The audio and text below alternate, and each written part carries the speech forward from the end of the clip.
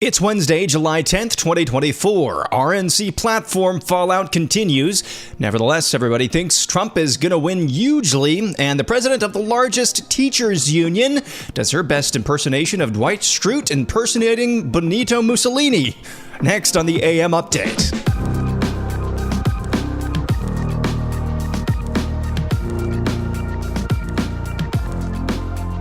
The fallout has kind of continued over the Republican National Committee's platform committee passing through a Trump-supported party platform that basically enshrines a bunch of generic America First agenda items and kind of nixes the pro-life message or movement in the same process. One of the members of the RNC platform committee, Gail Ruzicka of Utah, was interviewed by local news after the platform committee passed that party's platform. Here's what she had to say. Now, keep in mind the mental image here. This is an older lady, probably in her late 60s or early 70s. Listen to what she has to say. Take me inside. There were no phones. Was there any debate? How unusual was this year? It's never happened before. Like I said, I've done this several times. There was no committees. We always had subcommittees where we can go in and work on a section of the platform. We can propose amendments. Debate them, add them, always happens. I've done it many times. And then it would usually take today, and then tomorrow we would come back and meet as a complete platform, and sometimes there'd be more amendments. They didn't allow any amendments. They didn't allow any discussion. They rolled us. That's what they did. We spent thousands of dollars to be here. And everything they told us they were going to do isn't what happened. None of it happened. I've never seen this happen before. I don't understand why they did it. And I'm extremely disappointed that we do not have any pro-life language. There are good things in this platform. There are a lot of things in there that I support and that I would want to, but I didn't vote for this because we've never had a platform. I've been coming to these conventions since 1992. And this is the first time we don't have a pro-life platform. Again, that's Gail Ruzicka, a member of the RNC Platform Committee, being interviewed by local news in Milwaukee. She's from Utah. And man, there are a couple of different and kind of opposing reactions I have to that. And I think it's instructive, and that's why I'm leading off this morning's episode with it. This older lady, she's been on the Platform Committee. She's been to the Republican National Convention multiple times, she said. She's somebody who is serious about activism, which is more than I can say for a lot of people in her generation. She's serious about it. But for many years, she said many years, through the Bushes, through the McCains, through the Romneys of the world, we had something resembling a sometimes generic, but a pro-life platform, specific language. And it's the past few cycles we've actually had language in the RNC platform, in the Republican, the GOP platform, that actually calls for a nationwide ban on abortion. Now, the difference, ironically, the difference in those earlier versions of this is that they were platforms of candidates, of parties that weren't actually serious about implementing a pro-life agenda. And then we got Donald Trump, and he appointed the justices to overturn Roe. And now that he's in control of the party, he's trying to nix pro-life language for the party's platform. And this poor woman, who has spent decades of her life in Republican Party activism, both trying to get language into a platform that would never be acted upon, and now she's aghast that language has been taken out of the platform, now that other language was actually acted upon for the first time with the overturning of Roe, thanks to Donald Trump. If that is not just the creme de la creme, the portrait of the Republican Party right there, I don't know what else is. For years, we had language in the platform that was represented by people who were not serious about it. Now we have somebody who was actually somewhat serious about it, whether he meant to be or not, and Donald Trump actually did something, actually followed through on those pro-life tenets in the platform as best as he could, and now he's trying to nix it, much to this elderly woman's chagrin. The Republican Party is just... it's a weird thing. Nevertheless, though, Cook Political Report, highly respected political journal, highly respected forecaster for elections, now has Arizona going from a toss-up to a leaning Republican state. Georgia from a toss-up to a leaning Republican state. Minnesota from a likely Democrat stronghold to a just leaning Democrat. Nebraska 02 is going from likely Democrat to now leaning Democrat. New Hampshire is now from likely Democrat to leaning Democrat. And Nevada is now a toss-up to leaning Republican. Again, it seems like Democrats are hell-bent on keeping Joe Biden. Congressional Democrats yesterday held a meeting where a lot of them got together.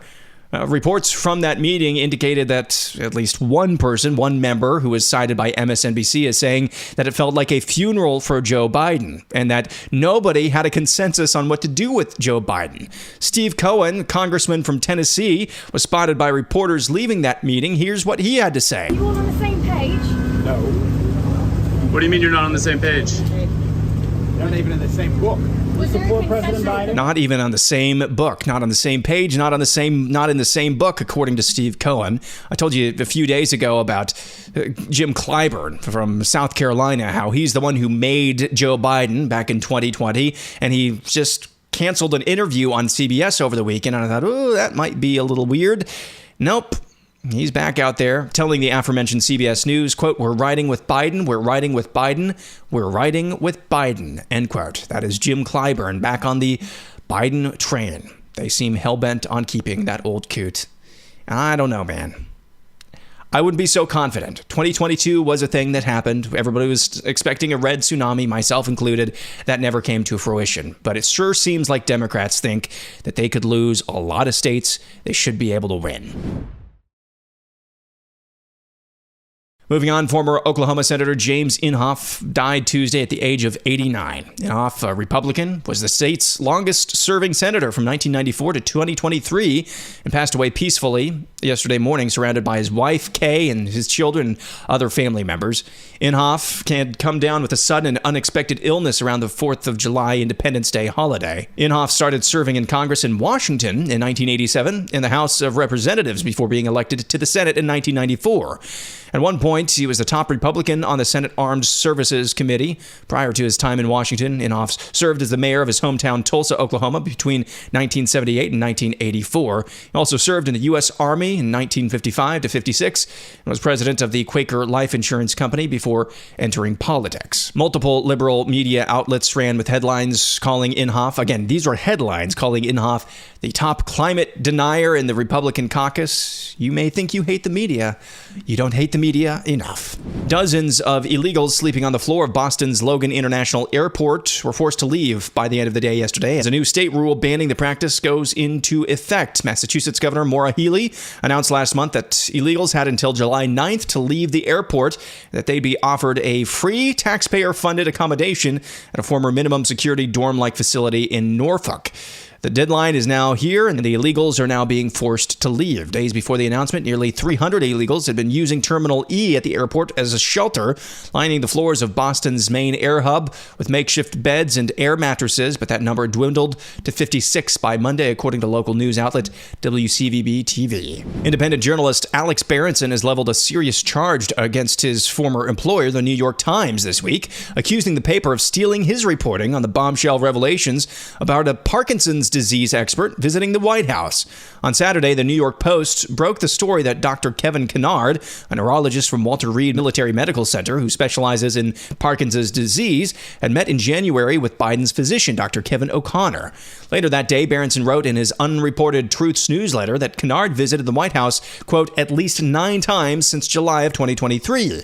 He later amended his reporting that there were a double count on the visitor log, so there were only 8 visits by Kennard. The New York Times published its own report on Monday, a day after Alex Berenson published his report, running the headline, quote, Parkinson's expert visited the White House 8 times in 8 months. However, the paper didn't cite Berenson while citing the Post and the Guardian in its 11th paragraph. Berenson reacted on X, quote, they stole the whole story and tried to hide what they'd done by lying about their sourcing. I don't care how much the Times hates me or wants to pretend that I didn't work there for a decade. It's inexcusable. In an interview with Fox News, Berenson said he was glad that the, quote, elite media was putting a spotlight on the explosive revelation, but the lack of acknowledgement left a sour taste in his mouth.